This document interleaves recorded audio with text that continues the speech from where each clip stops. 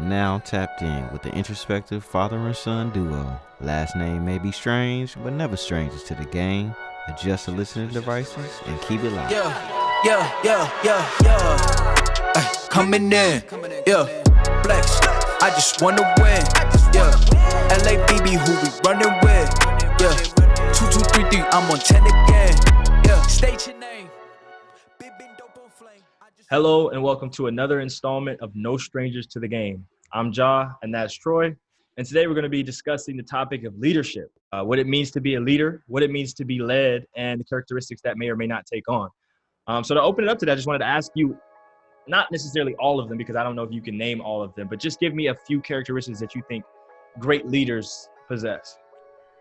Well, I mean, that's a great question. I would think most importantly, great leaders have a vision. They look out and they see somewhere where they're trying to go, and they have a clear perspective on what that is, and they have an idea on how to get there. I think also great leaders are able to motivate and inspire others to buy into that vision so that they can help to implement and make that vision a reality. And I think thirdly, a great leader cares about the people and is committed to that vision, committed to, that goal. And they're going to do what they can to make sure that the people are taken care of, that they're leading. They have a compassion for them. They have a deep care and consideration for them. And so that allows those people to buy in and are willing to do whatever it takes to bring that vision to reality. And lastly, I think a great leader is able to manage people, understanding the timing, situations, and what to do to help people continue to move forward. When they get stuck, they're able to allow them the opportunity to move forward. And they also are good at conflict resolution, resolving conflicts and issues and being able to make a decision. So to me, those are the qualities that I see and think are necessary to have a good leader and, be able to carry out your vision with the right people in the time that you set out to do it. Yeah, I mean, I obviously agree with a lot of those. I think those are all great characteristics. I think one that's huge for me, and I guess it's in a way you kind of talked about it, but for me, it's really the ability to listen and be aware, you know what I mean? And that's crucial to, I think sometimes you get people who think they're leaders because they're barking out orders and they're just, they're head down, they're moving forward. But I think the best leaders are those that are able to survey the landscape and really be aware of what's going on, the mood of the room, the timing of things. Timing is a big thing with leadership. So I think that awareness and that ability to listen and just be aware of what's going on around you is key. One thing I wanted to ask you though, and you said you think good leaders need to have compassion for those that they're leading. And I think in most situations, don't get me wrong, I think that is probably a good thing to have. But as you said it, I thought of a few situations. I'm like, well, maybe the better leaders may or may not even have that. They may be cold and could care less about the people they're leading. And that leads them to make, I guess, the smarter decision for the group as a whole or for the mission. Do you know what I'm saying? Because I think of in like military sense, right? I mean, you're out in the battlefield or you're, kind of discussing moves to maneuver people to try to ultimately win the war, right? And so that may mean, even though you have a compassion for, your people and these certain people, you may have to send people into situations that it's probably not going to end up well for them. And so I wonder, and even then, I guess that can be, you can say that they have compassion for those people, but is that a necessity, do you think? In all leadership roles, is that a necessity to have compassion for the people that you are leading? I think in most instances, and I want to go back to what you mentioned, awareness. That is another key attribute. Being aware of yourself, and know what your strengths and weaknesses are, and know what type of people that you need around you to complement your skills, complement the things that you need to be, that you need improvement on. And so awareness, I think, is really critical in doing so, because when you're up there and you're at the forefront, people are watching you. They're gonna hold you accountable. And if you say one day, hey, we're doing this, and the next day you come back and you do the total opposite, people are gonna call you on that. And so I think awareness is definitely a great trait and necessary for leadership. In terms of compassion, I think, in order for people to follow you, you got to have compassion. People, there's old saying that, you know, people want to know that you care before they care about what you know, right? So that if you care about me, I'm willing to go through this and I'm willing to fight. In some instances where it's a short-term goal that you're trying to reach, it may not matter as much because I'm just going through there. We're here for the day. We don't have to like each other. We come in to accomplish a task and move on.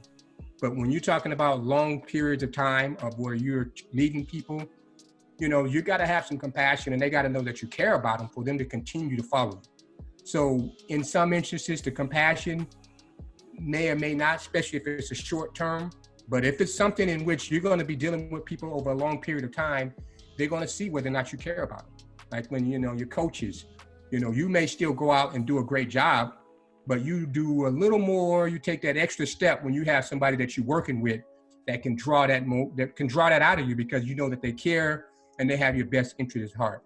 Doesn't mean that you're not going to try with someone else.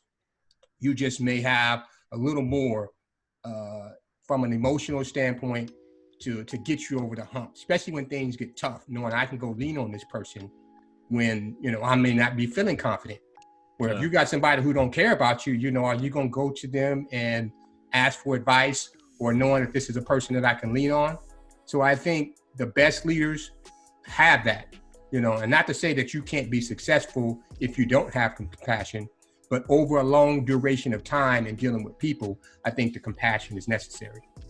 And I agree. Obviously, yes, I totally get, I mean, in team sports and even in my individual sport, having a coach and somebody that you feel has your back or has your best interest at heart is going to allow you to really give your all to it. And I think that's key. I guess what I'm trying to get at is, are there moments, and this is, I guess, even more specific, is there moments where it's best as a leader to not have compassion? Because I think about specific, right?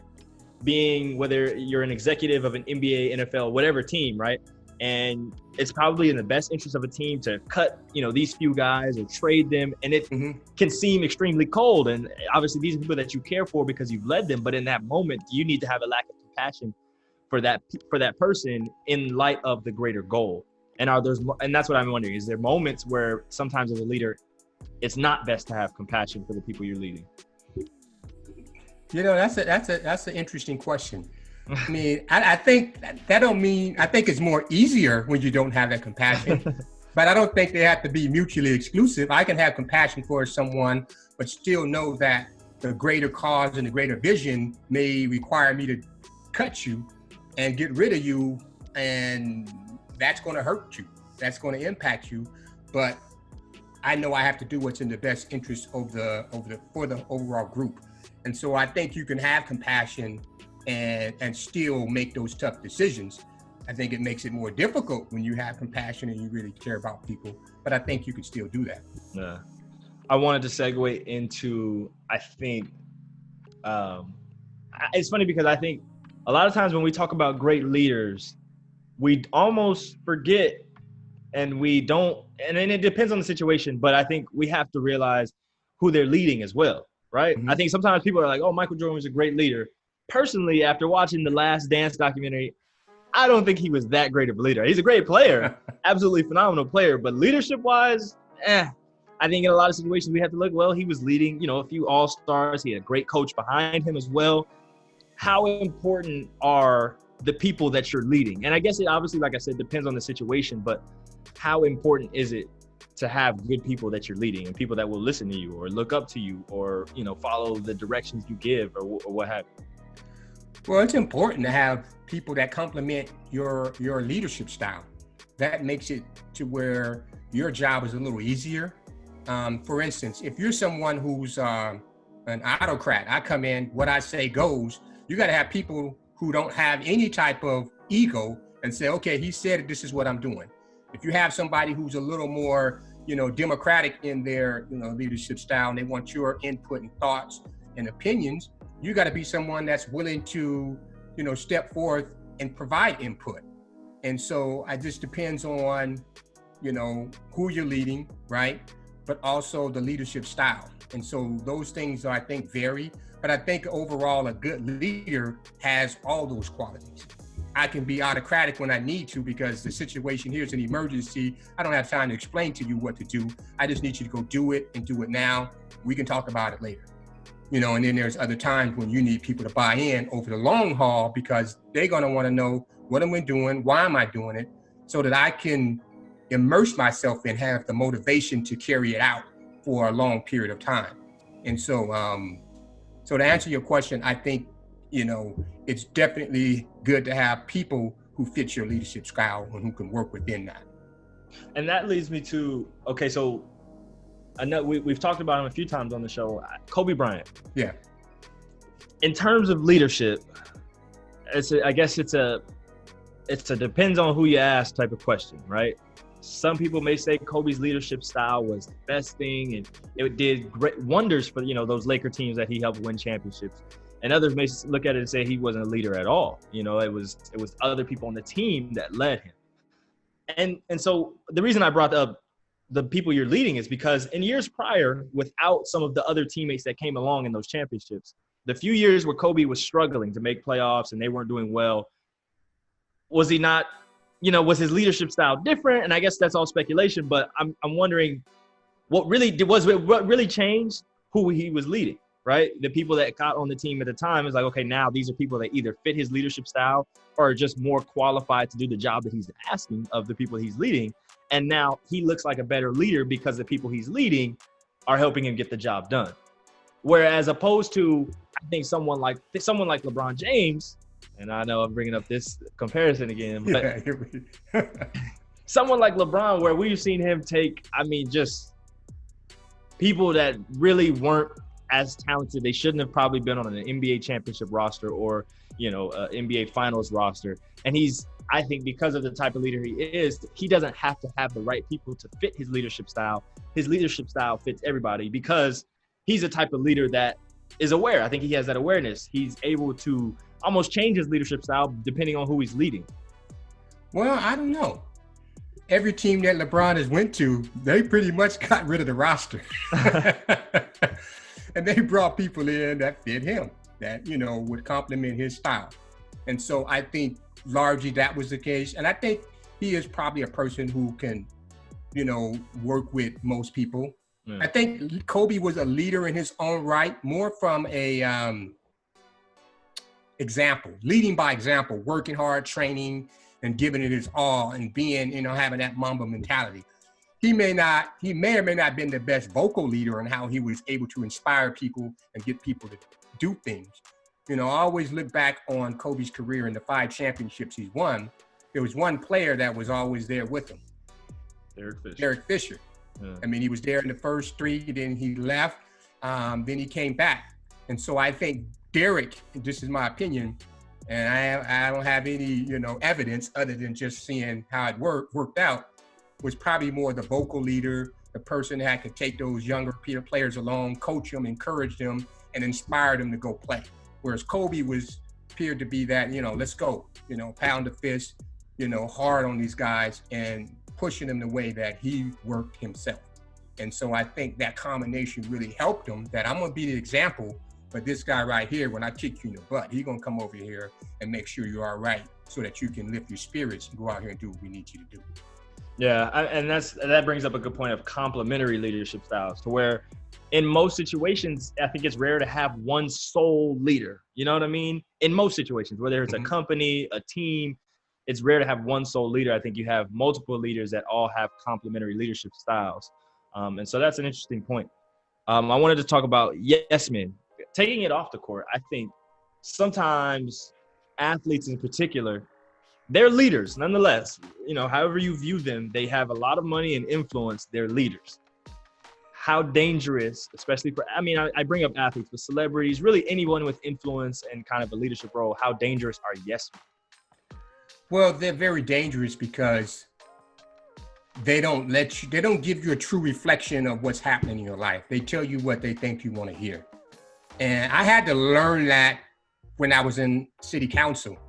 At first it was just like, wow, these people are just so nice and just so, helpful, and then it dawned on me, it's like, I'm the city council member. So they're looking at me from a different perspective. And so they think that they have to accommodate me and say the things that they believe I want to hear. And so I started to challenge them. I don't want you to come tell me what you think I need to hear. I need you to tell me what I need to know. And then I can make a decision from there on how I'm going to address it or what decision I'm going to make. I need the information unfiltered.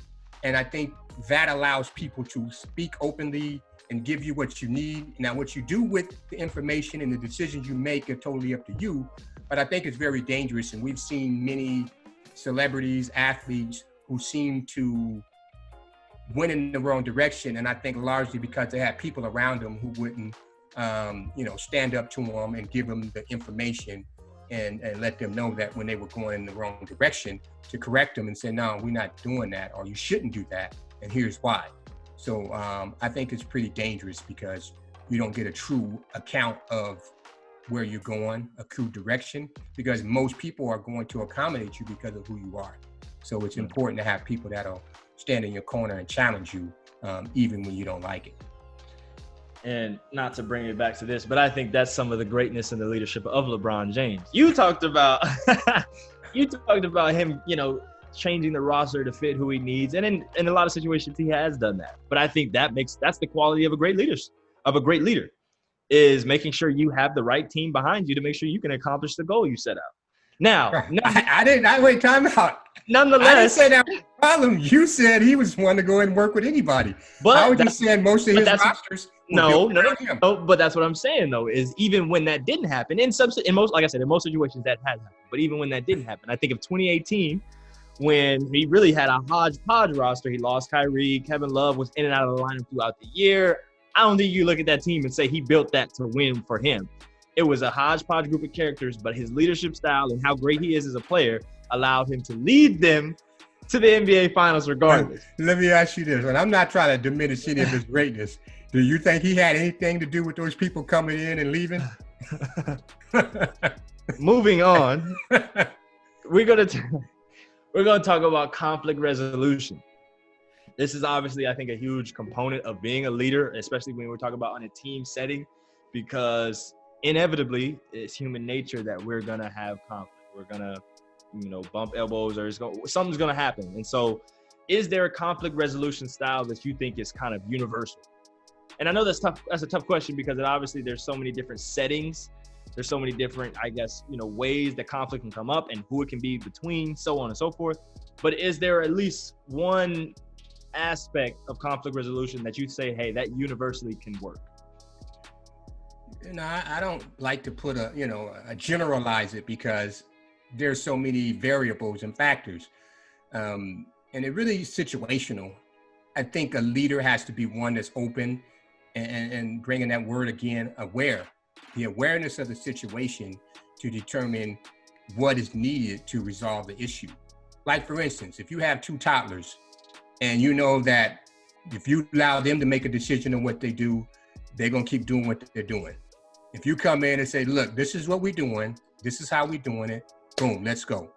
You may have other instances where you have children who are adolescents who may be more mature. You can come in now and you can have a democratic conversation to where everybody provides input and together we determine how we should move forward. And so to me, it's situational. I'm more inclined to be more democratic because I want the input and feedback and then make the decision that I think we can all live with and, move forward. But there are instances where I know if I got two people who are not mature enough and they're not going to come together to create a resolution that we can all agree with, I may have to just step in and say, this is what we're doing. This is how we're doing it. I'm not asking you to like each other. I'm not asking you to like what we're doing. I'm just asking you to do it. So I think in that situation, requires for you to be more autocratic. Just do what I say do at this point and hope that we can mature to where we can make decisions together that we see in the best interest as we move forward. Yeah, I think for me, I see there's obviously tons of different conflict resolution styles, but the main two that I can think of is, like you said, the kind of democratic approach. And then the other one is kind of ruling with an iron fist. Like, what I say goes, this is how we're doing it. And you just need to sit down and listen. And I think they both have a time and place. They both are necessary in different settings. But I always think the democratic approach in the long run is always going to be more successful because people begin to buy in. And that's a key, right? Is people actually buying into the goal or what they believe needs to be done, as opposed to doing it out of fear or just, you know what I mean? Any kind of those darker emotions. I think that's always going to end up better. But nonetheless, there are moments where I guess you say ruling with the iron fist is probably the best conflict resolution style in the moment. So, right. I wanted to ask, when you think about leadership, I think sometimes people can get misconstrued about leadership in terms of pointing a finger and just kind of really being on top of everybody and what they're doing. And, you know, what is the balance between micromanagement leadership and just making sure that, you know, your people are doing what they need to do? Where do you kind of draw that line? And like I said, it's always situational, it depends on the setting, but how do you know when you've crossed that line? Well, I think it's awareness again, aware of the people that you're leading or managing, so that, you know, if you got someone who they're going to be overachievers, you give them some instructions and direction and they take it and they do above and beyond what you ask them to do. And then you may have that some individual that you have to continue to remind them that, hey, how we coming along with this? You know, where we're at with that. And that individual, you may have to set up periodic meetings just to check in, so that they don't feel like you're standing over them, but you giving them the opportunity to do what they need to do. And at the same time, you're checking in on them so that they don't, you know, give them the opportunity to fail. And so I think there's a balance, and it's really dependent on who that individual that you're leading and working with and their ability to lead themselves. And ultimately, that's what leadership is. Leadership is really leading people and giving them the encouragement and then the ability and capacity to ultimately lead themselves, because that's what you want. You don't want to have to come tell someone what to do every day. You want them to know their job, know what it is that they're doing, and have a lot of passion and enthusiasm for getting it done. Now, there's times when you have to come in and you have to, you know, encourage them, lift them up, or even sometimes discipline them. But for the most part, you want people to come in, know their task, take direction, and go run. And even be innovative in saying, hey, we've been doing this, I see this, and I've thought about, you know, maybe let's try it doing it a different way, because I think this will be even more effective. And giving them that space to be creative and think beyond just the directions that you give them. Those are the type of people I like working with and leading, if you will, because I think those are the people that are going to really push the envelope and be even more effective. That's facts. Briefly define the term, and I hear this term a lot, people talk about it a lot. Briefly define leading from behind. I think that's something that you hear a lot in sports and in life in general, in society, but what does that really mean? To you anyway? That's a good question. I'm not sure. My assumption is, that you're allowing the team or those that you're leading to do their jobs, and you're more behind just I'm coaching, just kind of facilitating, but you have the direction, you know what you're doing in your own department or in your own, segment to carry that out. Yeah. And I'm not going to do anything to interfere with that unless I see there's an issue, there's a problem. Long as things are going well and, we're going in the right direction, I'm going to leave you alone and allow you to do your thing. So for me, I think that's what that means. For someone else, I'm not sure, but as I hear it, that's what I get from that term, leading from behind. For me, I've always heard it and at least thought of, and I think when people kind of describe it to me and talk about it, this is how I think of it. I've heard the term like the best leaders, you often don't, from the outside, you'll never know who the leader is in the best leadership situations, right? And that's what I think of when I think of leading from behind, is like, hey, we're walking in a straight line and I'm right in the middle with you guys. Like I think sometimes the best leaders nobody even knows that they're leading really, right? It's kind of happening, but nobody's even realizing it. And I think that's what leading from behind means. It's not, hey, I'm on this pedestal, everybody follow me, I'm your leader. It's kind of like, no, I'm in the trenches with you, I'm right here, we're doing this together as a team. And in that way, even if it may not be defined, you're leading kind of from within the group, from within the pack, and not ahead. You know what I mean? And I think that's a different type of leadership role, but I think that's oftentimes the best type of leader is somebody that nobody even knows is leading. They're just kind of making things happen as we all move forward. Yeah, and I think, you don't necessarily need a leader till something goes wrong. And then somebody's got to step up and take charge and be willing to take the risk of making a decision that don't go right. I believe that the best leaders will praise you out in public, and if they have to discipline you, reprimand you, they'll do it in private. So, they'll take responsibility for what happens. Hey, even if they weren't to blame, being that they're the leaders, if something goes wrong, that's my responsibility. John might not have turned the water off and caused a flood, but at the end of the day, being the leader, I'm going to take that responsibility in public. But, when we get off the cameras or what have you, me and John going to have a talk, and we're going to discuss it, because I believe that's what good leaders do. They don't throw their people under the bus. They give them the credit, in public, but when they need to reprimand them, they do that in private so that they don't break them down or, diminish, who they are. Yeah, makes sense. So we've talked about the positive qualities of a leader, what kind of characteristics a good leader would show. Give me briefly just a few of the negative qualities you would say a bad leader has in terms of the most kind of the things that cause the most disruption. What are some of the most negative qualities you see in bad leaders? I think a bad leader is the one who often uses the word I when they're taking credit for things that went well. And a bad leader is someone who blames their group, their team, or whomever when things don't go right. Not being responsible and accountable. Sometimes as a leader, you got to fall on the sword for your team, for your crew. And that builds that type of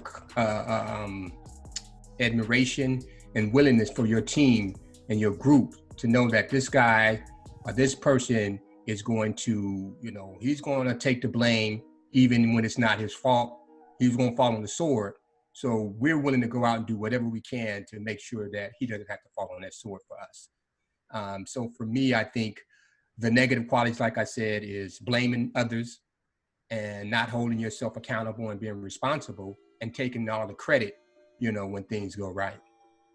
Yeah, I would agree. I would completely agree. I think for me, the biggest one, at least publicly, in terms of a public leadership role or a public leader, is once again, that lack of awareness. I think, and it kind of encompasses a lot of the things you said, that lack of awareness to where I probably shouldn't take all the credit for this. I probably shouldn't, blame others when things go wrong. That awareness of like, how does this look? How is this going to come across? How will this make the people I'm trying to lead feel? And I think those are things that somebody who's aware will all take into account. And so for me, a bad leader is somebody who lacks that awareness. Mm-hmm. So I wanted to end it kind of with this, I guess, question/comment, or just going to let you run with it. Is everyone a leader? I think people have this image of what a leader is, a president, or the quarterback of the football team or the head coach of a team, blah, blah, blah, whatever. That quote unquote, prototypical leader. But in their own capacity, does everyone have a leadership role in their own life? Yeah, I think everyone is a leader. I think there's different levels to leadership. For example, you may have a husband who's leading his family, or, a mother who's leading her children. Those are leadership roles. It may not be leading the country or leading a team or a company or even a community, but it takes some capacity and ability to get those children or your family to fall in line to, move in the direction that you're trying to move in. And so to answer your question, I think everyone has that ability, and in some capacity, everyone is leading at one time or another in their lives. It just may be on a smaller level or a larger level, but we all lead at some point in time in our lives. Yeah, I know for me, I always think when that question came up, I thought about the butterfly effect. You never know what, that the images you're putting out or the leadership that you're putting on the people around you you never know how that may affect. So whether you think I'm not a leader, I'm only really, I guess, in charge of one person, or only one person's looking up to me, you never know what that person may go on to do, and how your leadership that you displayed or portrayed upon them, how that may affect the people that they lead down the road. And who knows if they don't grow up to lead millions, you know? Right. And so I always think of that when that question comes up, is I'm like, that butterfly effect, you never understand. So whether you're leading 1 or 1 million, do it to the best of your ability, because you never know the impact it will have. Right. So I agree. Yeah, I think that's good for another episode of No Strangers to the Game. Talked a lot about leadership, the qualities, the good and bad that they may display, and what you can do in your own life to be a better leader. So we appreciate you joining us for another episode, and make sure you tune in next time. All right. Peace. Make sure you like, subscribe, hit the notification bell so you're notified every time we post a video.